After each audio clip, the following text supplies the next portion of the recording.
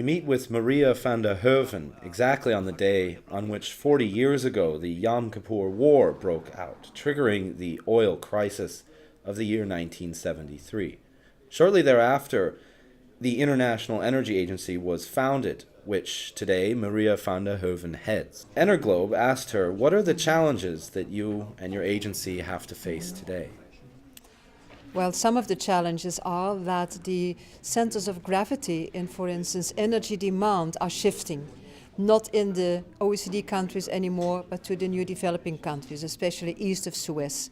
And that means not only in Russia, China and India, Indonesia, but also in the Middle East and in Africa. So this is one challenge.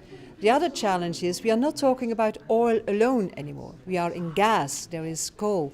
And not to forget, if you want to have a sustainable energy mix, you need renewables and you need energy efficiency. So that's the second change. And the third change is, well, 40 years ago, it's exactly 40 years ago, we started as a watchdog of the industrialized countries. And this function is still there when we are talking about oil, but for the rest it's changing. And that means that we have to cooperate more than ever with other countries, with, for instance, the new emerging economies. And that's what we are doing. What is the status of your agency's relationship with these BRIC countries? How could you bring them into the IEA? Well, I would like to get them into, but that's impossible because they have to be a member of OECD. That's also something going back to 40 years ago. On the other hand, we have bilateral meetings and bilateral memorandum of understanding, bilateral work programs with all of them, with Russia, China, India, Indonesia, South Africa, Mexico, Brazil. And of course, it's a good thing to look into how we can expand that relationship, that cooperation. And well, that's what is happening at the moment. Do you think those measures will suffice?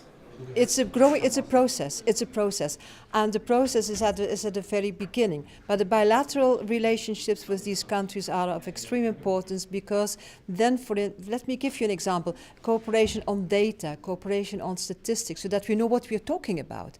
Cooperation on how to react in case of an emergency.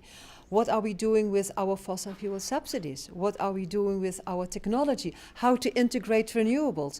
How to cope with the new challenges of the electricity grids? These are challenges not only for the 28 but also for the others. And then, of course, the next step will hopefully be in future how to have a dialogue more at a political level. Mevrouw Van der Heuvel, hartelijk dank. Gern geschehen. Thank you so much.